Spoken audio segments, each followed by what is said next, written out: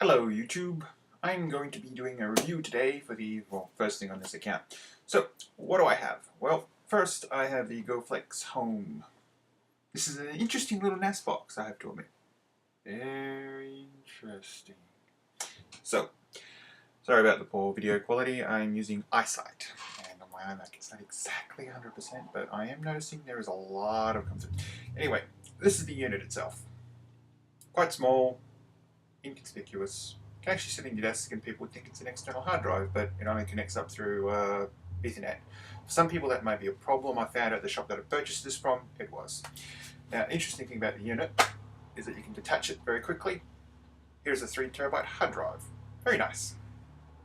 Now, I've also got this unit, which is my current external hard drive. This is also 3TB. And it just detaches. And the other interesting part is that you can take this, and they snap together. Now I haven't actually tested this myself, but I actually do like this as a nice little upgrade. I just wish these were purchasable separately. Although you can find them online. Yeah, I'm not going to be trusting too much from eBay in that sort of sense. So, what have I noticed so far about the unit? Well, okay, so it works. I spent about an hour actually trying to get it set up, which was a bit of a problem, but then again I was having some problems with my firewall. Fun. Anyway, the one thing that I've noticed which is quite concerning is that the hard drive can be accessed externally. Now, I do understand that for a lot of people that would actually be a good selling point. For me, no. I'd like to keep what I have off the internet. What disturbed me with this particular unit is that when you register it, you have to pick a unique host name for the device.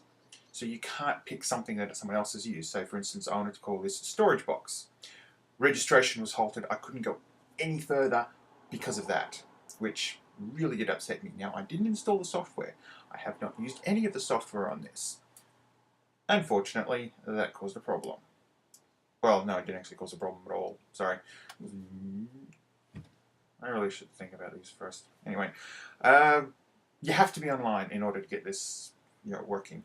You also, from my understanding, that you'd actually need to be connected to the internet. I haven't disconnected the internet, but another thing I noticed was that the browser itself, when I was connected to the IP address of this device, it was connected to a piclens.com. Now, I did actually make an attempt to block that, and the device seemed to still function. So, what has me concerned is that this basically is open to the internet. Now, I did put in a nice secure password using random letters, numbers, and symbols, but still, it's connected. You can disable that function if you go into the settings, but okay, so this is what my problem is. This wasn't a direct plug and play. You actually had to spend a little bit of time going through and setting the device up.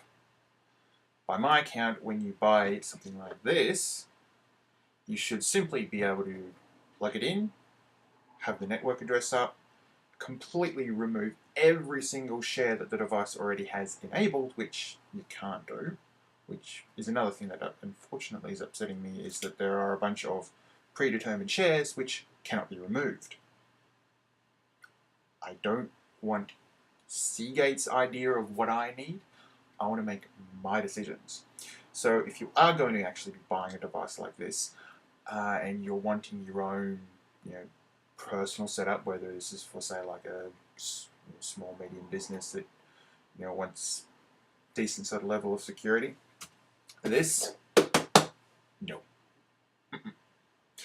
Yeah, I kind of spent about $200 on this, which is a bit of a discount. I got about $166 off from what the regular sale price was. So while it was cheap, it does pretty much what I want. The limitations and the way it was designed, So if you are actually looking at buying this and you're just wanting a standalone unit, yeah, I'm not exactly pleased with this. Also, Seagate, if you do watch this, I really don't like the fact that I have to register with you in order to use the device. Also, I should point out that there is a USB 2 port, and this is useful if you want to attach your own external hard drive. So that 3 TB hard drive I have sitting next to my computer, I should be able to yank that out and plug that in. It should, from my understanding, just be straight off the bat, but who knows.